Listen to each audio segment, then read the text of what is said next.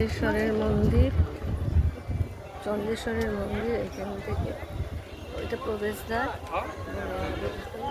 এটা আসল মন্দির এবং এটা হচ্ছে অন্নপূর্ণা মন্দির, দুর্গা মন্দির। ওপাশে আছে রাধাকৃষ্ণ মন্দির।